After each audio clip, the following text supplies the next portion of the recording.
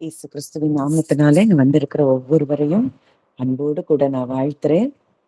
வானத்தையும் பூமியும் படைத்த கர்த்தராலே நீங்கள் ஆசீர்வதிக்கப்பட்டவர்கள். நம்ம ஏற்கனவே தேவனால் ஆசீர்வதிக்கப்பட்ட ஜனமாய் இருக்கிறோம். கர்த்தரால் ரட்சிக்கப்பட்ட ஜனமே உனக்கு ஒப்பானவன் யார் அப்படின்னு வேதம் சொல்லுது. இன்றைக்கு அவரால் ரட்சிக்கப்பட்ட ஜனமாய் இந்த இடத்துல ஒன்று கூடி அவருடைய வார்த்தையை தியானிக்கவும் ஜெபிக்கவும் வந்திருக்கிற ஒவ்வொருவர் மேலையும் கர்த்தருடைய கிருபை அளவில்லாமல் ஊற்றப்படுகிறத நான் பார்க்கிறேன். இந்த நாள்ல கூட தேவன் தம்முடைய வார்த்தையை அனுப்பி நம்மை குணமாக்குகிற ஒரு தேவனாய் இருக்கிறார். இந்த நாளுக்கான ஆதாரமான வேத வசனமாய் எடுத்துக்கொண்ட ஒரு வசனம், நம்ம நிறைய தியானித்த வசனம். இன்றைக்கும் வேற ஒரு ஆங்கிள் ஆவியானவர் நமக்கு அதை வெளிப்படுத்தி காண்பிக்கிறார் அப்படிங்கிறதுல நிச்சயமா நான் நம்பிக்கையா இருக்கிறேன். நீதிமொழிகள் 4வது அதிகாரம் 23வது வசனம். எல்லா காவலோடும் உன் இருதயத்தை காத்துக்கொள், அதனிடத்தினின்று ஜீவ ஊற்று புறப்படும். அப்போ எல்லா காவலோடும் நம் இருதயத்தை காத்துக்கொள்ளணுமா? Keep your heart with all diligence, for out of it spring the issues of life. அப்போ நம்ம இருதயத்துல என்ன ஓடிட்டு இருக்குதோ, நம்ம இருதயத்துல எதை வச்சிருக்கிறோமோ அதுதான் நம்முடைய வாழ்க்கைய ஷேப் பண்ணக்கூடிய காரியமா இருக்கிறத நம்ம பார்க்கலாம். இப்போ நம்முடைய இருதயம் முழுமையுமாய் தேவனுடைய வார்த்தையிலையும் விசுவாசத்திலையும் அன்பிலையும் நிரம்பி இருக்குமானால் நம்முடைய வாழ்க்கை நிரம்பி அவருடைய ஆசீர்வாதங்களினால நிரம்பி வழிகிற ஒரு வாழ்க்கையாதான் நிச்சயம் இருக்கும். இன்னைக்கு இந்த கால வேளையில நம்ம நம்முடைய இருதயத்தை நாம் ஆராய்ந்து பார்க்க வேண்டிய இடத்துல இருக்கிறோம். இன்னைக்கு மெயினா ஆவியானவர் என் இருதயத்துல பதித்த காரியங்கள், இந்த இருதயத்தை நம்முடைய பாஸ்ட் எக்ஸ்பீரியன்சஸ்ல இருந்து காத்து கொள்றது ரொம்ப அவசியம். இந்த பாஸ்ட் எக்ஸ்பீரியன்சஸ நம்ம எவ்வளவு தூரத்துக்கு நம்ம இருதயத்துல தியானிச்சு கொண்டு இருக்கிறோமோ அவ்வளவு தூரத்துக்கு நம்ம விசுவாசத்துல குறைவுள்ளவர்களா இருப்போம். இப்போ ஏதோ ஒரு காரியம், நீங்க ஒரு காரியத்துக்காக ஜெபித்து இருப்பீங்க, இல்ல பல வருஷங்களா பல நாட்களா நீங்க ஜெபித்து கொண்டு இருப்பீங்க. இது ஒரு எக்ஸ்பீரியன்ஸ உங்களுக்கு சொல்லும். இவ்வளவு நாள் இதாயிருச்சுல, இவ்வளவு நாள் ஜோம் பண்ணல, என்ன நடந்தது அப்படிங்கிற மாதிரி நம்ம இருதயம் பல காரியங்களை நமக்கு சொல்லி தரும். இல்ல மற்றவர்கள் மூலமாய் நமக்கு சில காரியங்கள், சில வார்த்தைகள் நம்ம வாழ்க்கைக்குள்ள நுழையும். அப்போ அப்படிப்பட்ட எண்ணங்கள் நுழையும் போது நம்ம இருதயத்தை என்ன செய்யணும்? உள்ள அந்த எண்ணங்கள் நுழைய விடாதபடி அந்த அந்த இருதயத்தை பாதுகாத்து கொள்ள வேண்டிய இடத்துல நம்ம இருக்கிறோம். இத தேவன் செய்ய முடியாது. இதை யார் செய்ய முடியும்? நமக்கு அவர் உதவி செய்வார். பரிசுத்தாவியானுடைய வார்த்தை நமக்கு வரும். சகல சத்தியத்துக்குள்ளும் பரிசுத்தாவியானவர் நடத்துவார். ஆனா இருதயத்தை நான் காத்து கொள்ளாம இந்த இடத்துல இதுக்கு இடம் கொடுக்கிறேங்கிறத முதல்ல நம்ம அறியணும். அடுத்ததா அந்த எண்ணங்கள்ல இருந்து நம்ம என்ன செய்யணும்? விடுபடணும். இப்போ சாராளுக்கு வாக்குத்தத்தம் வருது. ஆபிரகாமுக்கு வாக்குத்தத்தம் கொடுக்கிறாரு, சாராள் கொடுக்கிறாரு. சாராள் நகைக்கிறாள். காரணம் என்னன்னா, அவளுக்கு ஒரு பாஸ்ட் எக்ஸ்பீரியன்ஸ் இருந்துட்டே இருக்கு. மாதம் தான் எப்படியாவது ஒரு குழந்தை உண்டாகும்னு அவளோடு எதிர்பார்த்திருந்த காலம். ஆனா ஒண்ணுமே நடக்கல. அதனால அவளுக்கு அந்த பாஸ்ட் எக்ஸ்பீரியன்சஸ்ல அவ இருக்கிறதுனால இப்போ அவளுடைய சரீரத்துல அதற்குண்டான காரியங்கள் இல்லாதபடியினால அவளால தேவனுடைய வார்த்தைய விசுவாசிக்க முடியல. அங்கே நகைக்கிறத பார்க்கிறோம். இப்படித்தான் நம்ம வாழ்க்கையிலையும் சில விஷயங்களை நம்பிட்டே இருக்கிறோம். அதுல நம்புற காரியங்கள்ல கால தாமதம் ஆகும்போது நமக்கு என்ன வருது? கவலை வருது, சோர்வு வருது, பயம் வருது. இருதயத்துக்குள்ள எல்லா எண்ணங்களுக்கும் இடம் கொடுத்துடுறோம். அத மாதிரி சில காரியங்கள் நீங்க பார்ப்பீங்கன்னா, நீங்க அதை எக்ஸ்பீரியன்ஸ் பண்ணியிருக்கிறீங்களான்னு தெரியல. நான் அதை எக்ஸ்பீரியன்ஸ் பண்ணியிருக்கிறேன். ஒரு பேட்டர்னா சில காரியம் வரும். இப்படி நடந்தா அடுத்து இப்படி நடக்கும், அடுத்து இப்படி வரும். ஏன்னா என் வாழ்க்கையில இப்படிதான் நடந்திருக்கு அப்படின்ன உடனே ஒரு காரியம் அதே மாதிரி நடந்த உடனே நம்ம இருதயம் அதை எக்ஸ்பெக்ட் பண்ணும். இப்படி இப்படி வருது, அப்ப அடுத்து இப்படி நடக்குமோ அப்படிங்கிறதெல்லாம் நம்ம இருதயம் தானாகவே அந்த பாஸ்ட்ல போய் அதுல இருந்து எடுத்துட்டு வந்து அந்த எண்ணங்கள்ல நம்ம வாழ ஆரம்பிப்போம்.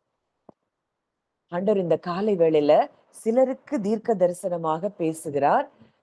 இது உங்களுக்கு உண்டானது அல்ல. பாஸ்ட்னாலே அது மரிச்சு போயிருச்சு. அது உங்க வாழ்க்கையில இனி செயல்பட இடம் இல்லை. Don't dwell in the past. அப்போ அது மிக முக்கியமான காரியம். 2வது, மற்றவங்களுடைய எக்ஸ்பீரியன்சஸ், மற்றவருடைய வார்த்தைகள வைத்தோ நீங்க வாழ வேண்டிய அவசியம் இல்ல. அந்த காரியங்களுக்கும் உங்க இருதயத்த நீங்க அடைத்துக் கொள்ளணும். எண்ணங்கள நீங்க அடைச்சு கொள்ளணும். ஏன்னா, மற்றவங்க உங்கள்ட்ட வந்து சொல்லுவாங்க, "இது இப்படின்னா இப்படிதான். இப்படிதான் நடக்கும். எனக்கு இப்படிதான் நடந்தது. அப் அ அந்த குடும்பத்துல இப்படி வந்தது. அதனால இப்படி வந்திருக்கு. ஒரு சிம்ப்டம் உங்க குடும்பத்துல இப்படி வந்திருக்குன்னா, இப்படி இருக்கலாம். அதனால நீங்க ஜாக்கிரதையா இருங்க." இப்படியெல்லாம் மற்றவர்களுடைய ஒப்பீனியனும் உங்களுக்கு என்ன செய்யும்? பயத்தை கொண்டு வரும், அவிசுவாசத்தை கொண்டு வரும், கலக்கத்த கொண்டு வரும். இதை எல்லாத்துல இருந்தும் நம்ம இருதயம் காக்கப்படும் பொழுது, அங்க என்ன உண்டாகுது? ஜீவ ஊற்று அந்த இருதயத்துல இருந்து புறப்பட ஆரம்பிக்குது. இப்போ நம்ம பார்க்கிறோம் பறவைகள் எல்லாம் அவ்வளோ அழகா பறந்து திரியுது. அந்த பறவைய எப்ப அந்த பறவைக்குள்ள பயம் வரும்னா, அத பிடிச்சு ஒரு சிறைக்குள்ள அடைக்கும் பொழுது, அதற்கு பயம் நிறைந்த எண்ணங்கள் மேலோங்கி வருகிறத நம்ம பார்க்கிறோம். அதே போல தான் உங்க எண்ணங்கள எந்த அளவுக்கு இருதயத்துல எண்ணங்கள்ல இல்லாதபடி நீங்க அத ரிலீஸ் பண்றீங்களோ, அவ்வளோத்துக்கு அவ்வளோ நம்ம ஃப்ரீயா இருக்க முடியும். அந்த எண்ணங்கள நீங்க போட்டு அடைச்சு, உங்க சிந்தனைகள்ல, இருதயத்துல போட்டு அடைச்சு, அதையே தியானிச்சு கொண்டிருக்கும்போது தான், வாழ்க்கையில பயம், கவலை, அவிசுவாசம் இது எல்லாம் என்ன செய்யும்? மேலோங்கி நின்னு உங்க வாழ்க்கையில அற்புதங்களை தடுக்கிற காரியங்களா இருக்குங்கிறத நம்ம பார்க்கிறோம். அப்போ எல்லா காவலோடும் உன் இருதயத்தை காத்துக்கொள். ஏன் ஆண்டவர் சொல்றாரு? ஏன் சாலமோன் அதை எழுதி வைத்திருக்கிறார் அப்படின்னு பார்க்கும்போது, நம்ம மேல இருக்கிற அன்பின் நிமித்தம் ஆவியானவர் அந்த வார்த்தைய நமக்கு கற்றுக் கொடுக்கிறத பார்க்கிறோம். ஏன்னா, நம்ம இருதயத்த காத்துக்கொண்டா மட்டும் தான் நம்ம வாழ்க்கை ஆசீர்வாதம் நிறைந்த வாழ்க்கையா இருக்கும். ஆவியானவர் இந்த காலை வேளையில 2 காரியங்கள். 1 அந்த பாஸ்ட் எக்ஸ்பீரியன்ஸஸ்ல நம்ம வாழக்கூடாது. இன்னொன்னு மற்றவர்கள் சொல்லுகிற காரியங்கள். அதுலயும் மெயினா நீங்க பார்த்தீங்கன்னா, நம்ம சப்கான்ஷியஸ் மைண்ட்ல எது ஸ்டோர் ஆயிருக்கும் அப்டின்னா, ஏதோ ஒரு காரியம், ஒரு மெமரி எமோஷனோட ஃபீல் பண்ணி அந்த அந்த சூழ்நிலையில நீங்க ஒரு காரியத்த அனுபவிச்சிருப்பீங்க. அது உங்க ஆழ் மனதுல அது ரெக்கார்ட் ஆயிருக்கும். ஒரு காரியம், ஒரு ஒரு எக்ஸ்பீரியன்ஸ் அந்த அந்த பாஸ்ட்ல நடந்த மாதிரி ஒண்ணு இப்போ உங்க சூழ்நிலையில நடந்த உடனே, அந்த பாஸ்ட்ல இருக்கிறது அப்படியே உங்களுக்கு மேல எழும்பி வரும். இப்படி நடந்தது. அப்ப அடுத்து இப்படி வரும் அப்படின்னு. உடனே நீங்க சொல்லுங்க, "இல்ல, இந்த பாஸ்ட்ல நான் வாழ நான் அழைக்கப்படல. என் தேவன் அவருடைய ஆவிய எனக்கு கொடுத்திருக்கிறார். எனக்கு பயமுள்ள ஆவியை கொடுக்கல." அப்போ நம்ம இருதயத்துல பயம்னு ஒண்ணு எழும்புச்சு அப்படின்னாலே, அது சத்ருவிடமிருந்து வருகிற ஒரு காரியம். தேவன் எனக்கு பயமுள்ள ஆவியை கொடாமல். அப்போ நீங்க முழுவதுமாய் பரிசுத்த ஆவியானவரால, அவருடைய வார்த்தையினால நம்ம நிரப்பப்பட்டிருப்போம் அப்படின்னா, அங்க பலமும், அன்பும், தெளிந்த புத்தியும் உள்ள ஆவிதான் நம்ம வாழ்க்கையில செயல்படுகிறதை நம்ம பார்க்க முடியும். இப்படிப்பட்ட இருதயத்துல இருந்துதான் சங்கீதம் 36:9. இப்படி காத்து கொள்ளப்பட்ட இருதயத்துல இருந்துதான் என்ன புறப்படுதாம்? ஜீவ ஊற்று உம்மிடத்தில் இருக்கிறது. உம்முடைய வெளிச்சத்திலே வெளிச்சம் காண்கிறோம். அப்போ எல்லா காவலோடும் உன் இருதயத்தை காத்துக்கொள். அதினின்று ஜீவ ஊற்று புறப்படும். இப்ப இந்த ஜீவ ஊற்று எங்க இருக்கு? அவரிடத்துல இருக்கு. அப்போ அந்த ஜீவ ஊற்று அவரிடத்துல இருக்குது அப்படின்னா, அப்போ எவ்வளவு தூரத்துக்கு அவரால நிரம்பி இருக்கிறோம், அவருடைய வார்த்தையினால நிரம்பி இருக்கிறோம். நம்ம இருதயத்தை காத்துக்கொண்டு அவர் அவர் தேவனை அறிகிற அறிவினாலும் அவருடைய வார்த்தையினாலும் நாம் நிரம்பி இருக்கும் போது நம்ம வாழ்க்கையில இருந்து ஜீவ ஊற்று நிச்சயமாய் புறப்படும். ஏன்னா அந்த ஜீவ ஊற்று அவர்கிட்ட தான் இருக்குது. அந்த ஜீவ ஊற்றாகிய அவரை நம்ம வாழ்க்கையா வாழ ஆரம்பிக்கும் போது நம்ம இருதயத்தை காத்து கொண்டு அப்படி ஒரு வாழ்க்கை வாழும்போது நம்ம கிட்ட இருந்து ஜீவ ஊற்று என்ன செய்து புறப்படுகிறதை பார்க்கிறோம். நீதிமொழிகள் 14:27 ஒரு காரியம் அங்க சொல்லப்பட்டிருக்கு. கர்த்தருக்கு பயப்படுதல் ஜீவ ஊற்று, அதனால் மரண கண்ணிகளுக்கு தப்பலாம். அப்போ அவருக்கு பயப்படுதல் நம்ம நிறைய நேரம் தியானித்திருக்கிற காரியம். நம் வாழ்க்கையின் எல்லா சூழ்நிலைகளிலும் உங்களை பயமுறுத்துகிற சூழ்நிலை, உங்களை அவிசுவாசப்படுத்துகிற சூழ்நிலை, கலக்கமடைய செய்கிற சூழ்நிலை, இதை எல்லாவற்றையும் விட என் தேவன் பெரியவர், அவர் வார்த்தையில் உண்மை உள்ளவர், அவர் வாக்கு மாறாதவர், அவர் சொன்னதை செய்து முடிக்கிறவர், அவர் வல்லமையுள்ளவர் அப்படிங்கிறத நீங்க அவரை எவ்வளவு தூரத்துக்கு உங்க சூழ்நிலையை விட அவரை பெரிதாய் பார்க்கிறீங்களோ அங்கதான் ஜீவ ஊற்று இருக்குதான். அதனால் மரண கண்ணிகளுக்கு தப்பலாம். நீங்க நம்ம வாழ்க்கையில அவரை எவ்வளோ தூரத்துக்கு நம்ம பெருசா பார்க்க பார்க்க பார்க்க பார்க்க நம்ம வாழ்க்கையில மரணம்ங்கிறது ஆளுகை செய்ய முடியாது. மரணம் அப்படின்னா பிசிக்கல் டெத்தை மாத்திரம் சொல்லுகிற காரியம் அல்ல. அது வியாதியா இருக்கலாம், ரிலேஷன்ஷிப்ல பிரச்சனையா இருக்கலாம், மரண பயமா இருக்கலாம், பினான்ஸ்ல ப்ராப்ளமா இருக்கலாம். இது எல்லாமே மரணம் நம்மை ஆளுகை செய்த முதல் ஆதாம் விழுந்து போனது நிமித்தம் நம்ம ஆளுகை செய்த காரியம். ஆனா எந்த ஒரு மனிதன் தேவனையும் அவருடைய வார்த்தையையும் பெரிதாய் பார்க்கிறானோ அவன் ஜீவ ஊற்றை அவன் தனக்குள்ளே பெற்று கொண்டிருக்கிறான். அந்த ஜீவ ஊற்று அவனிடத்திலிருந்து புறப்படும் எப்போ தன் இருதயத்தை தேவையற்ற காரியங்களுக்கு இடம் கொடுக்காமல் இருக்கும்போது. பல இடங்கள்ல புதிய ஏற்பாட்டிலேயே ஆண்டவர் சொல்றாரு. யோவான் 7வது அதிகாரம் 38வது வசனம். வேத வாக்கியம் சொல்லுகிறபடி என்னிடத்தில் விசுவாசமாயிருக்கிறவன் எவனோ அவன் உள்ளத்திலிருந்து ஜீவ தண்ணீர் உள்ள நதிகள் ஓடும். யார் ஒருவனால இயேசு கிறிஸ்து மேல முழு நம்பிக்கையும் விசுவாசமும் வைக்க முடியும் அப்படின்னா தன் இருதயத்தை காத்து கொள்ளுகிறவனால மட்டும்தான் அவரை பெருசா பார்க்க முடியும், அவரை விசுவாசிக்க முடியும்.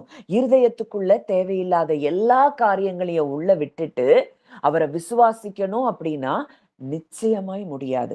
அதனாலதான் இயேசு கிறிஸ்து சொல்றாரு, வேத வாக்கியம் சொல்லுகிறபடி என்னிடத்தில் விசுவாசமா இருக்கிறவன் எவனோ அப்ப அவர்தான் ஜீவன், அவருதான் ஒளி, அவருதான் வெளிச்சம், அவருதான் இன்னைக்கு எனக்குள்ள இருக்கிறார், என் குடும்பத்துக்குள்ள இருக்கிறார், என் குடும்பத்தின் நபர்களுக்குள்ள இருக்கிறார் அப்படின்னு நீங்க இதை எவ்வளவு தூரம் அவரை விசுவாசிக்கிறீங்களோ அப்படிப்பட்டவர்களுடைய உள்ளத்திலிருந்து ஜீவ தண்ணீர் உள்ள நதிகள் பாயும். அப்படிப்பட்டவங்க பேசுற வார்த்தை எல்லாம் ஜீவ தண்ணீரா இருக்கும், ஜீவ ஊற்றா இருக்கும். அவங்க கிட்ட இருந்து லைஃப் தான் புறப்படும். அவங்க மற்றவர்களை சுகப்படுத்துகிறவர்களா இருப்பாங்க.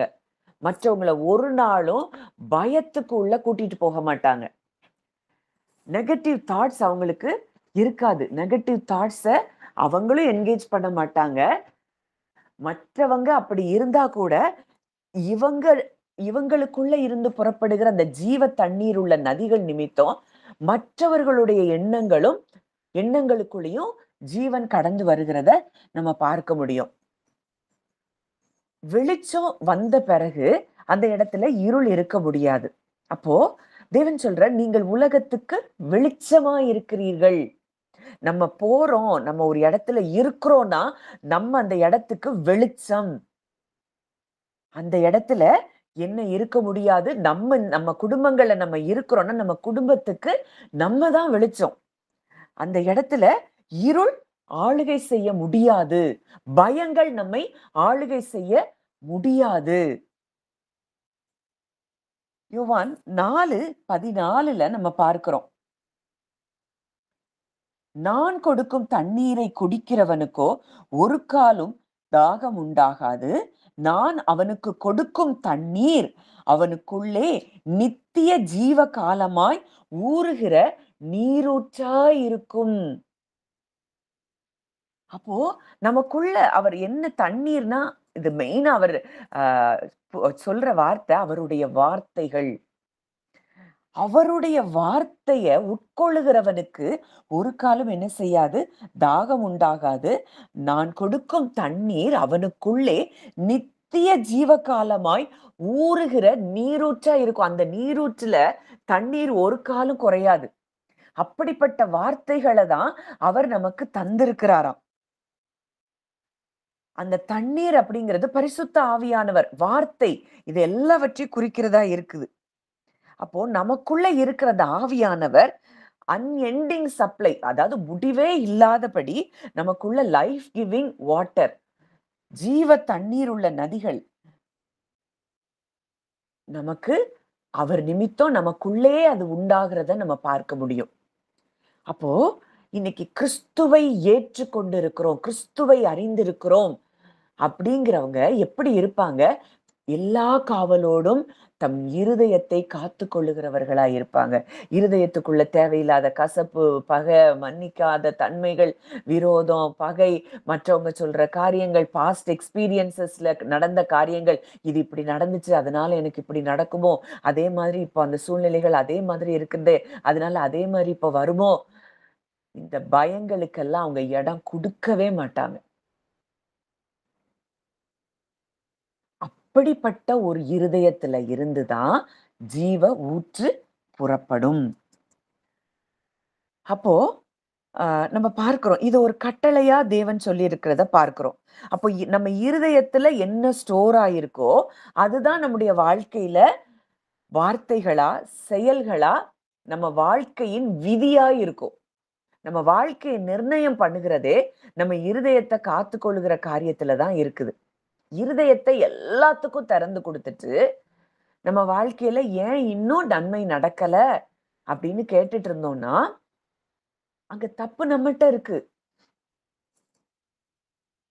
இப்போ அந்த இருதயத்த நம்ம காத்துக்கொள்ளலன்னா, அங்க பொல்யூஷன் வந்துருது. என்னெல்லாம் பொல்யூட் பண்ணுது நம்மள?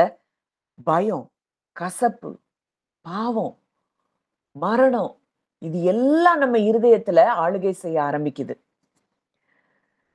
இப்போ தேவன் தான் நமக்கு அவர் தான் ஜீவ ஊற்றா இருக்கிறாருன்னு பார்க்கிறோம். ஜீவ ஊற்று உம்மிடத்துல இருக்குது.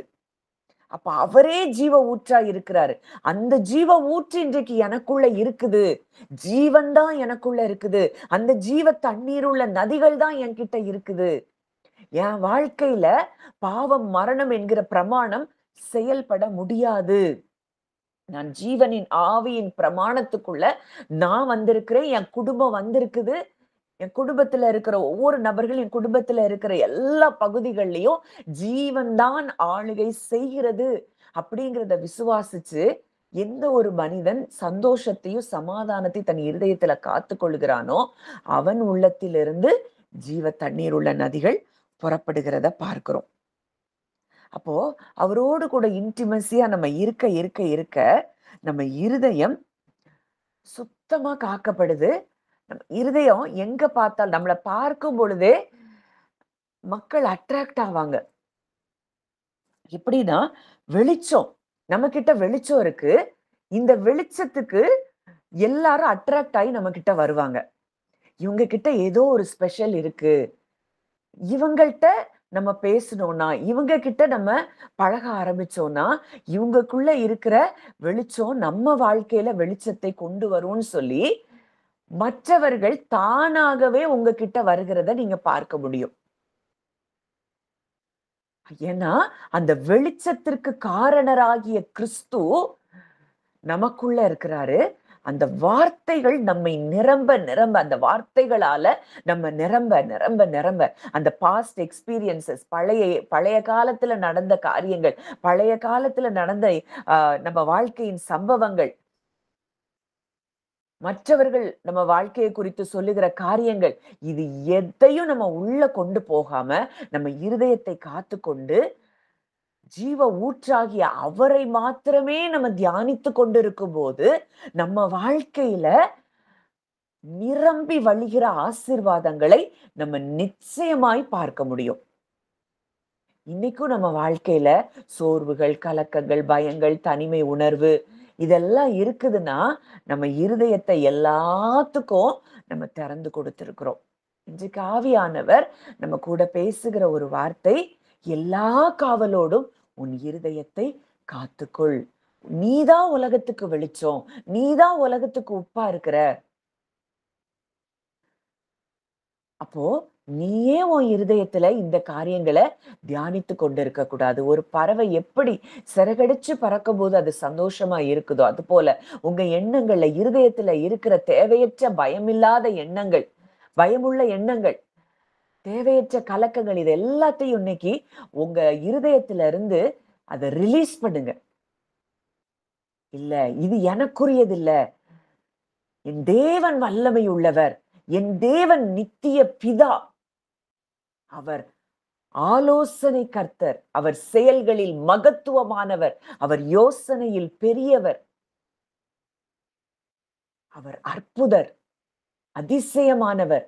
இப்படிப்பட்ட தேவன் எனக்குள்ள இருக்கிறார் அப்படின்னா, நான் எந்த பாஸ்ட் எக்ஸ்பீரியன்சஸ்லயும் வாழ வேண்டிய அவசியம் இல்ல. மற்றவங்க சொல்ற காரியங்களை எனக்குள்ள போட்டுக்கொண்டு அதை சிந்திக்க வேண்டிய அவசியம் இல்ல. இல்ல, உங்களுக்கே சிலருக்கு நான் நான் என்னுடைய ஆவியில உணர்கிறேன், சில கனவுகள் மூலம் உங்களுக்கு சில பயங்கள் வரலாம். அதுவுமே சத்ருவிடத்துல இருந்து வருகிறது தான். நீங்க உடனே சொல்லுங்க, இது எனக்குரியது அல்ல. நான் வெளிச்சத்துக்குள்ள வந்திருக்கிறேன். ஜீவனின் ஆவியின் பிரமாணம் தான் என் வாழ்க்கையில செயல்படுது. இந்த காரியங்கள் என்னை மேற்கொள்ள முடியாது. அந்த கனவு அப்படி வந்துச்சுன்னா, நீங்க உடனே அந்த கனவுக்குள்ள போய், இது நடக்காது. இயேசுவின் நாமத்தினாலே இப்படிப்பட்ட கனவுகளை நான் கேன்சல் பண்றேன். நீங்க சொல்லுங்க. சொல்லிட்டு அந்த எண்ணத்தை குறிச்சு அப்புறம் நினைக்கவே நினைக்காதீங்க. அந்த கனவை குறிச்சு நீங்க நினைக்க தேவையில்லை. ஏன்னா, நம்ம எல்லாரும் இன்னைக்கு கிறிஸ்துவுக்குள் நம்ம வந்துட்டோம். அப்போ கிறிஸ்துவுக்குள் அன்னைக்கு ஆபிரகாமுக்கு இந்த கிறிஸ்துவுக்குள் வருகிற இந்த பாக்கியம்லாம் இல்ல. விசுவாசத்தினால நீதிமானாக்கப்பட்டான். அந்த ஆபிரகாமுக்கே அங்க ஆண்டவர் சொல்றது, ஆபிரகாமுக்காக அவர் லோத்தை காப்பாற்றுகிறார். இன்னைக்கு புது உடன்படிக்கையில கிறிஸ்துவுக்குள்ள நம்ம வந்துட்டோம்னா, இன்னைக்கு நம் நிமித்தம் நம் குடும்பத்தார் எல்லாரும் என்ன செய்வாங்க? பாதுகாக்கப்பட்டிருப்பார்கள். அவங்க ரட்சிக்கப்படுவாங்க. கர்த்தராகிய இயேசு கிறிஸ்துவை விசுவாசி, அப்பொழுது நீயும் உன் வீட்டாரும் ரட்சிக்கப்படுவீர்கள். நம்மள மட்டும் இல்ல, நம்ம ஒரு ஆள் விசுவாசிக்கும் போது நம் வீட்டாரும் என்ன செய்யறாங்க?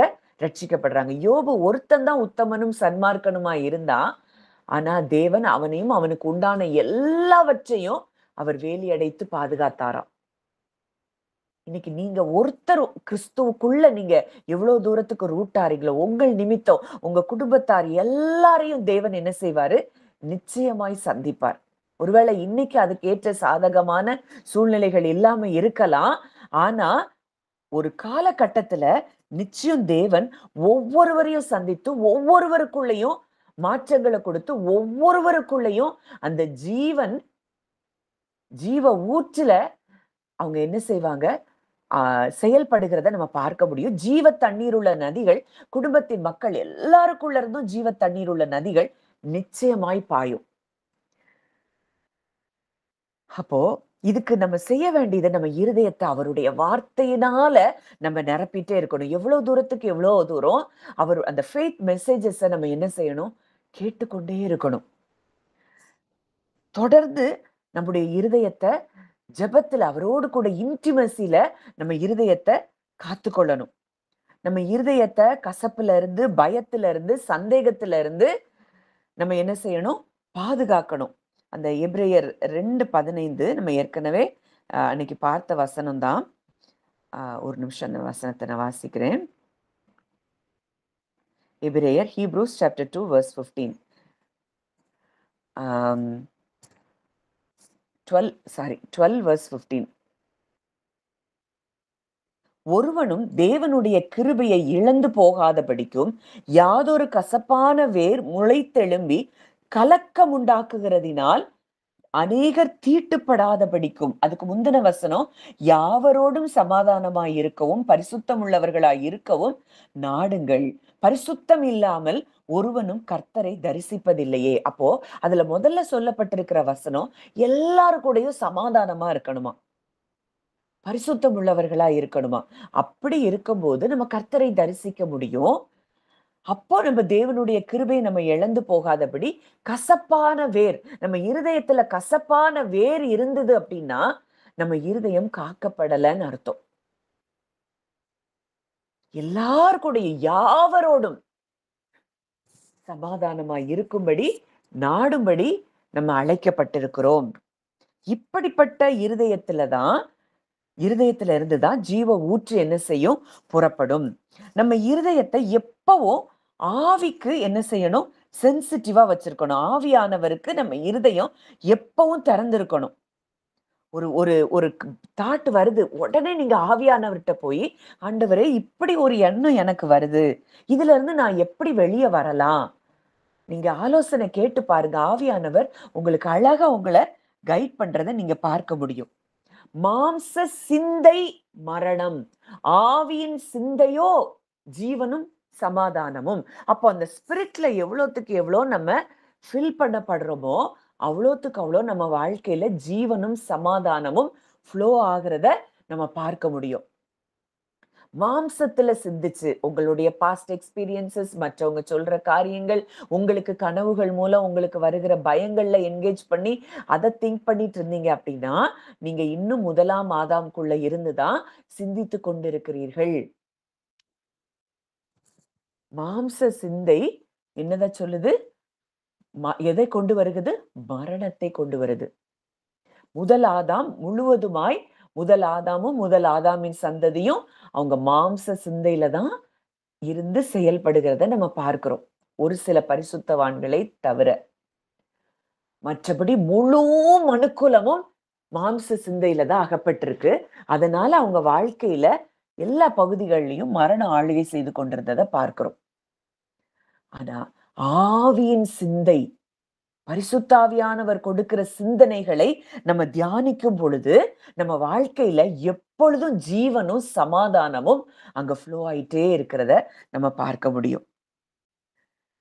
சரி, இப்போ இந்த எல்லா காவலோடு இருதயத்தை காத்துக்கொள்றோம். இப்ப இந்த ஜீவ ஊற்று நம்ம வாழ்க்கையில இருந்து புறப்படணும் அப்படின்னா சில காரியங்களை நம்ம தியானிச்சு நம்ம ஜெபிப்போம். அங்க எபேசியர் 5:18 எடுத்தவங்க கூட வாசிங்க. எபேசியர் 5:18. துன்மார்க்கத்திற்கு ஏதுவான மதுபான வெறி கொள்ளாமல் ஆவியினால் நிறைந்து. அப்படின்னா என்ன அர்த்தம்? தேவனே நம்மை முழுவதுமாய் ஆட்கொள்ளுகிற ஒரு நிலைக்கு நம்ம வருகிறது தான் ஆவியினால் நிறையப்படுகிற ஒரு வாழ்க்கை. நம்மளுடைய தாட்ஸ், நம்மளுடைய எண்ணங்கள், நம்மளுடைய விருப்பங்கள், நம்மளுடைய செயல்கள், இது எல்லாமே அவர் டைரக்ட் பண்றபடிதான் நம்ம வாழ ஆரம்பிப்போம். இப்படி ஒரு வாழ்க்கை தான் வாழ்கிறவர், இப்படி ஒரு வாழ்க்கை வாழ்கிறவர்களுடைய இருதயத்துல இருந்துதான் ஜீவ ஊற்று என்ன செய்து புறப்படுகிறது. டோட்டலா நம்மளா இருக்க மாட்டோம். டோட்டலா ஸ்பிரிட்ல இருந்தே வாழ ஆரம்பிப்போம். ஐ ஆம் a spirit அப்படிங்கிறதுல நம்ம அண்டர்ஸ்டாண்டிங், அதுல அதிகமான அண்டர்ஸ்டாண்டிங் நமக்கு வரும். அதுல இருந்து நம்ம என்ன செய்வோம்? வாழ ஆரம்பிப்போம். அப்படிப்பட்டவர்களுடைய வாழ்க்கையில இருந்துதான் ஜீவ ஊற்று என்ன செய்து புறப்படுகிறது.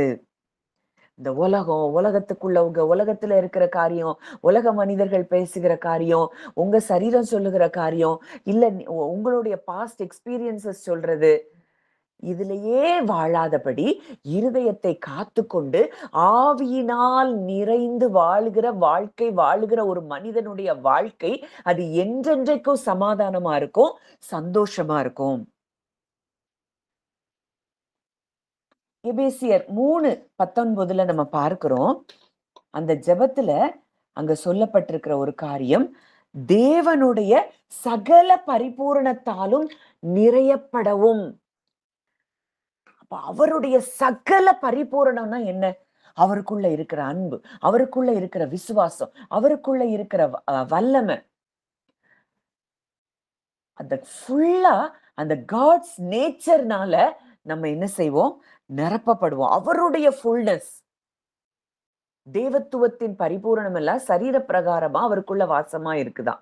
இன்னைக்கு அவருக்குள்ள நம்ம இருக்கிறோம், அவர் நமக்குள்ள இருக்கிறார் அப்படிங்கிறத அறிந்திருந்தோம்னா, இன்னைக்கு சகல பரிபூரணம், தேவனுடைய சகல பரிபூரணத்தினாலோ நம்ம நிறையப்படும் பொழுது நம்ம வாழ்க்கையில இருந்து ஜீவ ஊற்று புறப்படும்.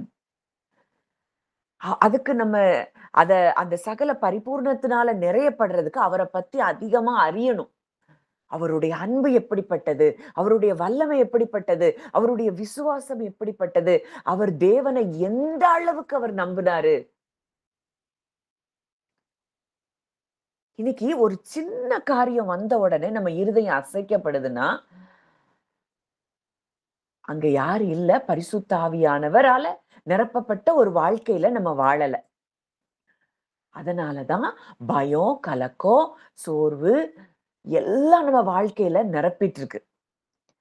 ஆண்டவர் இன்னைக்கு சொல்றாரு, தேவனுடைய சகல பரிபூரணத்தாலும் நிறையப்படவும். சூழ்நிலைகள்ல தேவனை பெரிதாய் பார்க்கும் பொழுது, ஆவியானவரால நம்ம நிரப்பப்படுகிற ஒரு வாழ்க்கைனா, நம்ம டோட்டலா நம்மளுடைய எண்ணங்கள், நம்மளுடைய விருப்பங்கள், நம்முடைய செயல்கள் எல்லாவற்றையும் அவர் ஆட்கொண்டு வழிநடத்துகிற ஒரு வாழ்க்கை வாழும்போது, நம்ம வாழ்க்கையில இருந்து ஜீவ ஊற்று புறப்படுகிறத நம்ம பார்க்கிறோம். இப்படிப்பட்ட ஸ்பிரிட்னால நம்ம நிரம்பி இருக்கும்போது, நம்ம அடுத்து பார்க்கிற ஒரு காரியம் அப்போஸ்தலர் 1:8 நம்ம என்ன செய்வோமா? பலன் அடைகிறோமா? பரிசுத்தாவி உங்களிடத்தில் வரும்போது நீங்கள் பலன் அடைந்து, but you shawl receive power. இந்த பவர் இது என்னதெல்லாம் நமக்கு கொடுக்குதுங்கிறத நம்ம தியானிக்க போகிறோம். இந்த பரிசுத்த ஆவியானவரால நமக்கு வல்லமை கொடுக்கப்படுது, பலன் அடைகிறோம், பவரை ரிசீவ் பண்றோம்.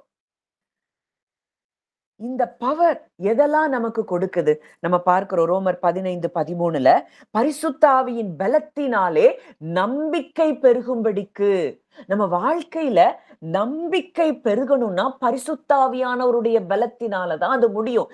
நம்மள எவ்வளவு தூரத்துக்கு டோட்டலா அவருடைய வார்த்தைக்கு நம்மள சப்மிட் பண்றோம், நம்மள ஈல்டு பண்றோமோ அவ்வளவு தூரத்துக்கு நம்ம வாழ்க்கையில நம்பிக்கை பெருக ஆரம்பிக்கும். இதுதான் அவருடைய பவர். இந்த பரிசுத்த ஆவியானவரால நம்ம நிரம்ப நம்ம வாழ்க்கையில நம்ம ரிசீவ் பண்ற பவர் என்னன்னா, நம்ம வாழ்க்கையில நம்பிக்கை பெருகும். அப்போ நம்பிக்கையின் தேவன் விசுவாசத்தினால் உண்டாகும் எல்லாவித சந்தோஷத்தினாலும் சமாதானத்தினாலும் நம்மை நிரப்புகிறார்.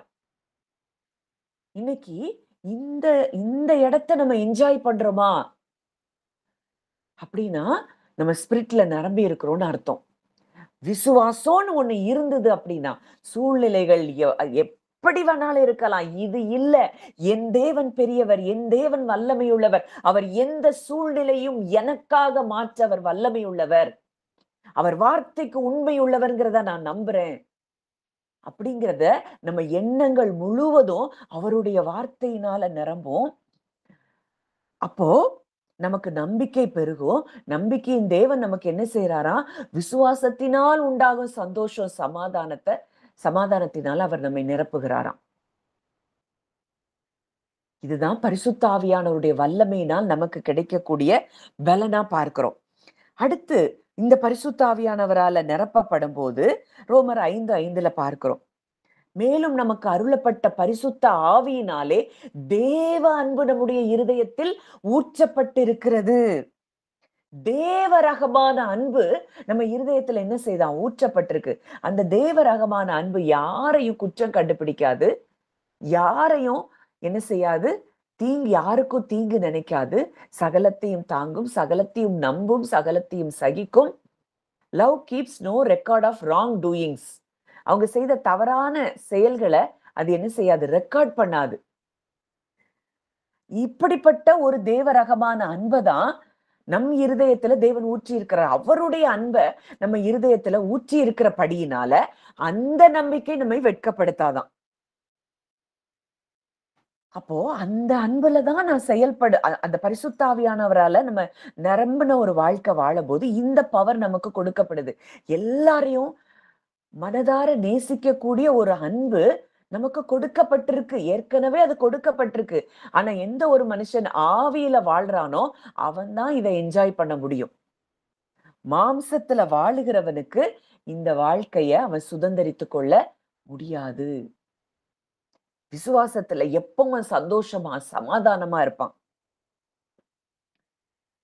அடுத்ததா இந்த ஆவியானவருடைய பவரை நம்ம ரிசீவ் பண்ணும்போது கலாத்தியர் 5:22 பார்க்கிறோம். Fruits of the spirit. நம்மளையும் அறியாம இதுதான் ஜீவ ஊற்று.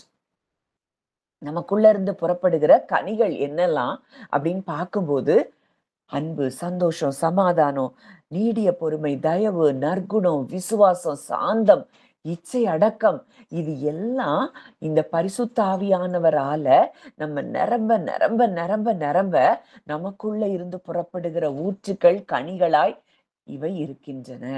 நம்ம எதை குறிச்சும் சிந்திக்க மாட்டோம், யாரை குறிச்சும் சிந்திக்க மாட்டோம். அவங்க எனக்கு அப்படி பண்ணிட்டாங்க, இவங்க எனக்கு இப்படி பண்ணிட்டாங்க, அவங்க அதை செஞ்சாங்க, இவங்க இதை செஞ்சாங்க, இவங்க என்னைய இவ்வளவுத்துக்கு என்னைய காயப்படுத்துறாங்க. இந்த எண்ணம் எல்லாம் நமக்கு ஒண்ணுமே இருக்காது.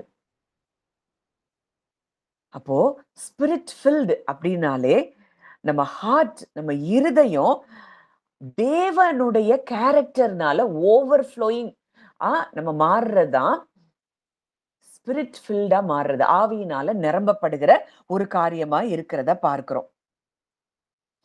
அப்போ இப்படிப்பட்ட ஒரு வாழ்க்கைய நம்ம ஆவியில தேவன் வைத்திருக்கிறார். அடுத்ததா மிக முக்கியமான ஒரு காரியம், இந்த ஆவியானவரால நம்ம நிரம்பப்படும் போது ஏசாயா 11:2 பார்க்கிறோம். ஞானத்தையும் உணர்வையும் அருளும் ஆவி, ஆலோசனையையும் பெலனையும் அருளும் ஆவி, அறிவையும் கர்த்தருக்கு பயப்படுகிற பயத்தையும் அருளும் ஆவியுமாகிய கர்த்தருடைய ஆவியானவர் நம்ம மேல என்ன செய்கிறாராம், தங்கி இருக்கிறாராம். நீங்க இந்த ஆவியானவரால நிரம்பி இருக்கும்போது உங்களுடைய செயல்கள் எல்லாத்தையும் பார்க்கும்போது அதுல ஞானம் இருக்கும். தேவ ஞானம் அதுல விளங்கும். அவருடைய தேவ ரகமான ஞானம். அவரே நமக்கு எப்படி இருக்கிறாரா, ஞானமா இருக்கிறாராம். அப்போ ஞானத்தையும் உணர்வையும் அருளும் ஆவி, உணர்வுள்ள ஒரு ஆவி. இன்னைக்கு பல பேருக்கு உலகம் தேவனை அறிய முடியாத இடத்துல இருக்குன்னா உணர்வில்லாத இருதயம். நம்ம ரோமர் 1 பார்க்கிறோம், உணர்வில்லாத இருதயம் இருளடைந்தது. ஆனா ஆவியானவரால நிரம்ப நிரம்ப நிரம்ப நமக்கு ஒரு உணர்வுள்ள ஒரு இருதயம் உண்டாகும். மற்றவங்க மேல ஒரு மனதுருக்கம் உண்டாகும். மற்றவங்களை ஆழமா நேசிக்க ஆரம்பிப்போம். ஆவியில இருந்து நேசிக்க ஆரம்பிப்போம். மாம்சத்துல இருந்து நேசிச்சோம்னா நம்ம அவங்களையே பார்த்து விழுந்துட்டே இருப்போம். ஆனா ஆவியில இருந்து நம்ம எல்லாரையும் நேசிக்க ஆரம்பிப்போம். ஆலோசனையையும் பெலனையும் அருளும் ஆவி. அந்த டுனாமிஸ் பவர் அந்த ஸ்பிரிட்ல இருந்து நம்ம செயல்படும் போது நமக்குள்ள இருந்து புறப்படுகிற ஒரு வல்லமையா இருக்கிறத பார்க்கிறோம்.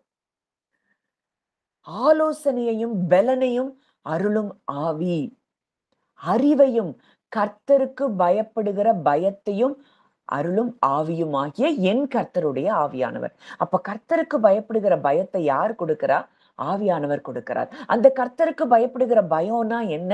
அவரையும் அவருடைய வார்த்தைகளையும் நம்ம வாழ்க்கையில எல்லா சூழ்நிலைகளுக்கும் மேலாக பார்க்கிறது தான் கர்த்தருக்கு பயப்படுகிற பயம். அதை ஆவியானவர் நமக்குள்ளிருந்து நமக்கு கொடுக்கிறார். இந்த ஆவியானவரால நம்ம நிரம்ப நிரம்ப ஆவியானவரால நிரம்புறது அப்படின்னா அவருடைய வார்த்தையினால நிரம்புறதுன்னு நம்ம பார்த்தோம். எப்பவும் இப்படிப்பட்டவங்க எப்படி இருப்பாங்க? பாடிட்டே இருப்பாங்க, துதிச்சுட்டே இருப்பாங்க. சங்கீதங்களினாலும் கீர்த்தனைகளினாலும் ஞான பாட்டுகளினாலும் ஒருவருக்கொருவர் புத்தி சொல்லிக்கொண்டு உங்கள் இருதயத்தில் கர்த்தரை பாடி கீர்த்தனம் பண்ணி. இப்போ ஒரு மனுஷன் உண்மையாவே ஆவியானவரால நிரம்பப்பட்டிருக்கிறான்னா, அவனை எப்படி ஐடென்டிஃபை பண்ண முடியும் அப்படின்னா, அவன் எப்பவும் சந்தோஷமா இருப்பான். அவன் இருதயம் எப்பவும் சமாதானமா இருக்கும். அவன் எப்பவும் எப்படி இருப்பான்? பாடிக்கிட்டே இருப்பான். அவர துதிச்சுட்டே இருப்பான். இதெல்லாம் பரிசுத்த ஆவியானவரால நிரம்பப்பட்டிருக்கிற ஒரு மனிதனுக்கு இருக்கக்கூடிய ஒரு அடையாளமா நம்ம பார்க்கிறோம். இப்படிப்பட்ட மனிதர்கள்ட்ட இருந்து தான் என்ன புறப்படுதான்? ஜீவ ஊற்று புறப்படுகிறது. அங்க அப்போஸ்தலர் 4:31 நம்ம பார்க்கிறோம். அந்த சீஷர்கள் எப்படி இருந்தாங்க? ஒரு காலத்துல அவங்க எப்படி பயந்து போனவர்களா தான் இருந்தாங்க. ஆனா, பரிசுத்த ஆவியானவரால நிரப்பப்பட்ட பிறகு அவங்களுக்கு பயம்ங்கிறதே இல்லாம போயிருச்சு. 4:31 அவர்கள் ஜெபம் பண்ணினபோது, அவர்கள் கூடியிருந்த இடம் அசைந்தது. அவர்கள் எல்லாரும் பரிசுத்த ஆவியினால் நிரப்பப்பட்டு, தேவ வசனத்தை தைரியமாய் சொன்னார்கள். அடுத்தத பார்க்கிறோம். விசுவாசிகள்லாம் ஒரே மனமா இருக்கிறாங்களாம். இந்த பரிசுத்த ஆவியானவரால நிரப்பப்படும் பொழுது, நம்ம எல்லாரும் ஒரு மனமாய் இருப்போம். அது மாத்திரம் இல்ல, அவருடைய வசனத்த தைரியமாய் சொல்லக்கூடிய ஒரு போல்ட்னஸ், ஸ்பிரிட் ஆஃப் போல்ட்னஸ் நமக்கு வந்துருது. அதிகாரமும், ஆளுகையும் நமக்கு வந்துருது. அங்க சீஷர்களுக்கு இதுக்கு முன்னாடி நடந்த சம்பவம், அவங்க பரிசேயர், சதுசேயர்லாம் இவங்கள கூப்பிட்டு இந்த வார்த்தைய பிரசங்கிக்க கூடாதுன்னு சொல்றாங்க. ஆனா ஒரு காலத்துல பயந்துட்டு இருந்த பேதுரு, பயந்து மறுதலித்த பேதுரு, இந்த நாட்கள்ல பரிசுத்த ஆவியானவரால நிரப்பப்பட்ட பிறகு, நீங்க என்ன வேணாலும் செய்யுங்க, நாங்க எதுக்கும் பயப்பட தேவையில்ல. நாங்க வசனத்த தைரியமா பேசதான் செய்வோம்னு சொல்லி, துணிந்து அங்க நிக்கிறத நம்ம பார்க்கிறோம். அங்க சொல்றாங்க, தேவனுக்கு செவி கொடுக்கிறத பார்க்கலும், உங்களுக்கு நாங்க செவி கொடுக்கணுமா? அப்போ அங்க அழகா பேசுறாங்க அந்த 4வது அதிகாரம். நீங்க அப்போஸ்தலர் 4 வாசிச்சு பாருங்க. அவராலே அன்றி வேறு ஒருவராலும் ரட்சிப்பு இல்லை. இயேசு கிறிஸ்துவ அவங்க யாரும் ஏற்றுக்கொள்ளல. தைரியமா அவங்க பேசுறாங்க. நாம் ரட்சிக்கப்படும்படிக்கு வானத்தின் கீழெங்கும் மனுஷர்களுக்குள்ளே அவருடைய நாமமே அல்லாமல் வேறொரு நாமம் கட்டளையிடப்படவும் இல்லை. அடுத்து அவங்க பார்க்கிறாங்க, பேதுருவும் யோவானும் பேசுகிற தைரியத்தை அவர்கள் கண்டு, அவர்கள் படிப்பறியாதவர்கள் என்றும் பேதமை உள்ளவர்கள் என்றும் அறிந்தபடியினால் ஆச்சரியப்பட்டு, அவர்கள் இயேசுவுடனே கூட இருந்தவர்கள் என்று அறிந்து கொண்டார்கள். இன்னைக்கு நம்ம தைரியத்தை பார்த்து உலகம் அறிந்து கொள்ளணும், இவங்க கூட இயேசு இருக்கிறார். இன்னைக்கு நம்ம எப்படி இருக்கிறோம்? மற்றவங்கள மாதிரி பயந்து கொண்டிருந்தோம்னா, எப்படி உலகம் இயேசுவை அறிய முடியும்? அங்க 19வது வசனத்துல சொல்றாரு பேதுரு, தேவனுக்கு செவி கொடுக்கிறதை பார்க்கிலும் உங்களுக்கு செவி கொடுக்கிறது தேவனுக்கு முன்பாக நியாயமா இருக்குமோ என்று நீங்களே நிதானித்து பாருங்கள். நாங்கள் கண்டவைகளையும் கேட்டவைகளையும் பேசாமல் இருக்கக்கூடாதே. நாங்க பேசதான் செய்வோம். நாங்க பார்த்திருக்கிறோம். நாங்க கேட்டிருக்கிறோம். இதை எங்களால பேசாம இருக்க முடியாத. நாங்க தேவனுக்கு செவி கொடுக்கிறத பார்க்கலும் உங்களுக்கு செவி கொடுக்கிறது நியாயமா இருக்குமா? எந்த போல்ட்னஸ் வந்துருச்சு இந்த பரிசுத்த ஆவியானவரை பெற்ற பிறகு. அப்ப இன்றைக்கு இதே தைரியத்தின் ஆவியானவர் நம்மை தைரியத்தினால நம்ம என்ன செய்யறார்? நிரப்பிட்டே இருக்கிறார். சூழ்நிலை எல்லாத்தையும் இன்னைக்கு உங்க இருதயத்துல இருந்து ரிலீஸ் பண்ணுங்க. உங்க இருதயத்துல இருக்கக்கூடிய தேவையில்லாத எண்ணங்கள், பயம், கலக்கம், சோர்வு, அவிசுவாசம், மற்றவர்களை குறித்ததான இருக்கிற கசப்பான எண்ணங்கள், இதை எல்லாத்தையும் உங்க இருதயத்தை திறந்து நீங்க ரிலீஸ் பண்ணிட்டு, உங்க இருதயத்தை நீங்க க்ளோஸ் பண்ணி, வேற எந்த காரியங்களும் உங்க இருதயத்தை ஆளுகை செய்யாதபடி நீங்க காத்து கொள்ளும் பொழுது உங்க வாழ்க்கையிலிருந்து ஜீவ ஊற்று புறப்படுகிறதை நீங்கள் பார்ப்பீர்கள். அப்போ அவருடைய பிரசன்ஸ், அவருடைய ஃபுல்னஸ் நம்மளை நிரப்ப போது நம்ம வாழ்க்கையே வல்லமையுள்ள வாழ்க்கையா மாறுது. அன்பும் சந்தோஷமும் சமாதானமும் நிறைந்த வாழ்க்கையா மாறுது. அவருடைய ஞானத்தினால நம்ம நிரப்பப்பட்டு அவரை பெரிதாய் பார்க்கக்கூடிய ஒரு வாழ்க்கை. அவர் ஆவியானவரால நம்ம நிரப்பப்பட நிரப்பப்பட நம்ம என்ன செய்யறோம்? அவரை பெருசா பார்க்கிறோம். தைரியமும் விசுவாசமும் நமக்குள்ளே பெருகுகிறத நம்ம பார்க்க முடியும். இன்னைக்கு 2 காரியங்கள் நம்ம பார்த்தோம். நம்ம இருதயத்தை காத்துக்கொள்றோம். அடுத்ததா அவருடைய ஆவியினால் நம்ம என்ன செய்றோம்? நிரம்பி இருக்கிறோம். இந்த 2 காரியங்களும் நம்ம வாழ்க்கையில ஒவ்வொரு நாளும் நம்ம பிராக்டிஸ் பண்ண ஆரம்பிச்சோம் அப்படின்னா, நம்ம வாழ்க்கை அது நிச்சயமாய் வெற்றியுள்ள வாழ்க்கையா தான் இருக்கும். அதற்காக நம்ம ஜெபிப்போம். ஒவ்வொரு நாளும் அவருக்குள்ள வளருகிற ஒரு வாழ்க்கை. நம்ம ஏதோ விருதாவா அவருடைய வசனத்தை கேட்கல. விருதாவா அவருடைய இந்த காலையில எத்தனையோ பேர் எழும்பி இந்த இந்த இடத்துல நீங்க இந்த வார்த்தையை கேட்க வந்திருக்கிறீங்கன்னா, சும்மா சாதாரண விஷயம் இல்ல. ஆனா, இது எல்லாவற்றிற்கும் மேலாய் தேவன் பெரியவர். தேவன் வல்லமை உள்ளவர். இந்த வார்த்தைய நான் என்ன செய்யணும்? இந்த வார்த்தையின்படி, இந்த வார்த்தையை ஏற்றுக்கொண்டு, இந்த வார்த்தையை கைக்கொள்ளுகிறவர்களாய் நம்ம மாறும்போதுதான், அவரில் அன்பு கூறுகிறோம் அப்படின்னு சொல்லி நேத்து தியானிச்சோம் பிரேயர் செஷன்ல. அவரில் அன்பு கூறுகிறோம் அப்படிங்கும்போது, நம்ம வாழ்க்கையில எல்லாமே நன்மையா தான் முடியும். தீமை இன்றைக்கு நீங்க பார்க்கிற தீமைகள் கூட நன்மையா முடியும். நம்ம வல்லமையோடு உதிக்கிற சூரியனை போல இருப்போம். நம்ம வாழ்க்கையில கிருபை உண்டாயிருக்கும். மலைகள் விலகி போகலாம், பர்வதங்கள் நிலை பெயர்ந்து போகலாம். ஆனா அவருடைய கிருபை, சமாதானத்தின் உடன்படிக்கை என்றென்றைக்கும் நிலை பெயராமல் இருக்கும். இப்படிப்பட்ட ஒரு வாழ்க்கையை தான் தேவன் நமக்கு ஈவாய் தந்திருக்கிறார்.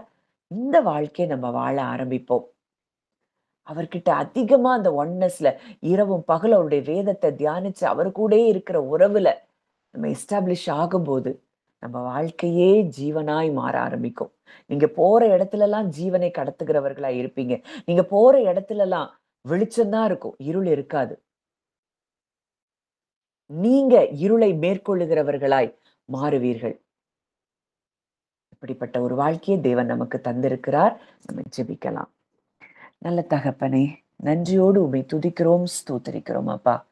இந்த நல்ல நாளின் காலை வேளையில எங்களோடு நீர் இடைப்பட்ட உம்முடைய வார்த்தைகளுக்காக நாங்கள் நன்றி செலுத்துகிறோம் அப்பா. இந்த காலை வேளையில அப்பா எங்க இருதயத்தை திறந்து எங்களுக்குள்ள இருக்கிற தேவையற்ற பயங்கள், அவிசுவாசங்கள், சமாதானமின்மைகள் எல்லாவற்றையும் நாங்க அதை அப்படியே ரிலீஸ் பண்றோம்ப்பா. இல்ல, நீங்க எங்களுக்கு பலமும் அன்பும் தெளிந்த புத்தியும் உள்ள ஆவியதான் எங்க இருதயத்துல கொடுத்திருக்கிறீங்க. இன்றைக்கு பயமுறுத்துகிற சம்பவங்கள், பயமுறுத்துகிற காரியங்கள், இதை எங்க இருதயத்துல நாங்கள் தியானிக்காதபடி அது எல்லாத்தையும் அப்பா கிட்ட, அப்பா உங்ககிட்ட நாங்க ரிலீஸ் பண்றோம். உங்களை அந்த சூழ்நிலையில நாங்க பெரிதாய் பார்க்கிறோம் தகப்பனே.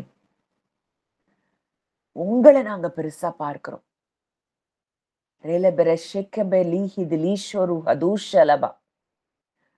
உங்களை நாங்க பெரிதாய் பார்க்க தகப்பன் எங்களுக்கு கிருபை தருகிறீரப்பா. எங்களுக்கு பலமும் அன்பும் தெளிந்த புத்தியும் உள்ள ஆவி, ஞானத்தையும் உணர்வையும் அருளும் ஆவி, ஆலோசனையும் பலனையும் அருளும் ஆவி, அறிவையும் கர்த்தருக்கு பயப்படுகிற பயத்தையும் அருளும் ஆவியும் ஆகிய என் கர்த்தருடைய ஆவியானவர் எங்க ஒவ்வொருவர் மேலையும் தங்கி இருக்கிறீரப்பா. இந்த நாள்ல நாங்க விசுவாசிக்கிறோம். எங்க எங்க வாழ்க்கையின் மூலமாய் அநேக ஜீவனை பெற்றுக்கொள்கிறதையும், வெளிச்சத்தை கண்டடைகிறதையும், கலங்கரை விளக்கமாக நாங்க ஒவ்வொருவரும் மாற்றப்படுகிறதையும் நாங்கள் பார்க்கிறோம், விசுவாசிக்கிறோம் தகப்பனே. அப்பா உமக்கு நாங்கள் நன்றி செலுத்துகிறோம்.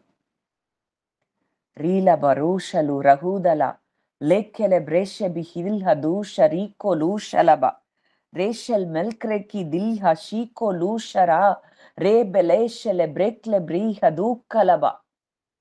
அப்பா, ஆவியானவர் வரும்போது குறைவுகள் எல்லாம் நிறைவுகளாய் மாறும் என்று சொல்லி பார்க்கிறோம். இன்றைக்கு எங்க வாழ்க்கையில இருக்கிற குறைவுகள் எல்லாவற்றையும் நீ நிறைவாய் மாற்றுகிறபடியினால் பரிசுத்தாவியானவருடைய வல்லமையும் ஆளுகையும் எங்க வாழ்க்கையில அளவில்லாமல் செயல்படுகிறபடியினால் நன்றி செலுத்துகிறோம். உம்முடைய கரங்களிலே எங்களையும் எங்கள் குடும்பத்தில் இருக்கிற ஒவ்வொருவரையும் நாங்கள் ஒப்பு கொடுக்கிறோம் அப்பா. ஜீவ ஊற்று ஒவ்வொரு இருதயத்திலிருந்து புறப்படும்படியாக நாங்கள் ஜெபிக்கிறோம். எங்க குடும்பங்கள்ல எங்க எல்லாரு மேலையும், எங்க வீடுகள் மேல, எங்களுக்கு நீங்க கொடுத்திருக்கிற உடைமைகள் மேல, எல்லாவற்றின் மேலையும் உங்க ஆவியின் பிரமாணம் தான் செயல்படுதுப்பா. ஜீவனின் ஆவியின் பிரமாணம். அதை நாங்க பேசுறோம். எங்க சரீரத்துல, எங்களுடைய பினான்ஸ்ல, எங்களுடைய ரிலேஷன்ஷிப்ஸ்ல ஜீவனின் ஆவியின் பிரமாணம் செயல்படுகிறது என்று சொல்லி நாங்கள் பேசுகிறோம் அப்பா. இனி அந்த எந்த இடத்திலையும் மரணம் ஆளுகை செய்ய முடியாது. அவன் அழிக்கப்பட்டு போனான்.